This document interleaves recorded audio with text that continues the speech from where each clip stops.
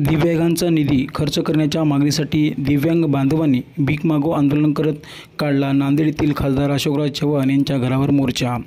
दिव्यांगांचा खासदारांचा निधी खर्च न केल्याने नांदेडमधील दिव्यांग बांधवांनी आक्रमक झाले आहेत।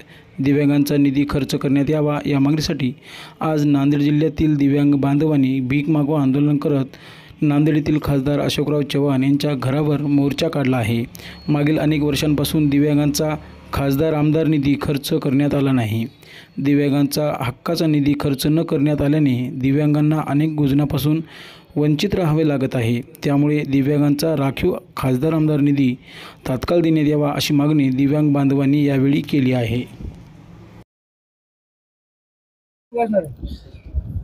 आज खरं म्हणजे सकल दिव्यांग संघटनांच्या वतीने नांदेड शहर तथा नांदेड जिल्ह्यातील आमदार खासदारांच्या घरावर आक्रोश मोर्चा काढून आंदोलन करण्यात आलं। भीक मागो आंदोलन याचं कारण म्हणजे MP लॅड्स मधला दिव्यांगांचा राखीव जो निधी आहे दरवर्षीचा 30 लाख रुपये हे खासदार महोदयांनी दरवर्षी खर्च करणं बंधनकारक आहे।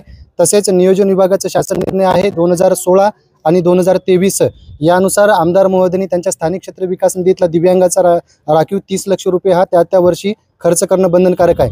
परंतु नांदेड जिल्ह्यातल्या आमदार खासदारांनी हा निधी खर्च नाही केला।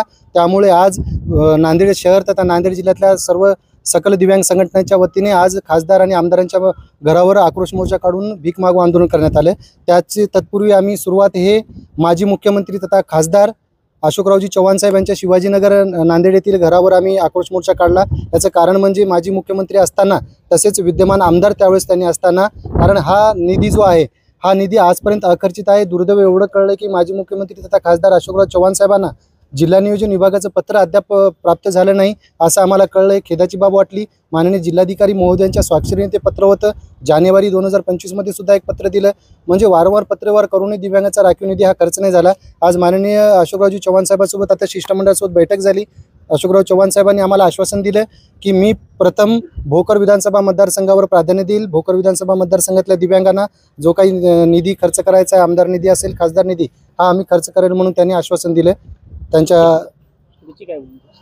त्यांनी जसं आश्वासन दिलं मार्च पूर्वी हे खर्च व्हायला पाहिजे, तसं तर आम्ही आज 15 जून 2025 ते 31 मार्च 2026 पर्यंत आम्ही प्रत्येक आमदार खासदारांच्या घरावर आम्ही आक्रोश मोर्चा काढून भीक मागो आंदोलनासह विविध तीव्र स्वरूपाचे आंदोलन करण्याचा आम्ही इशारा दिलेला आहे।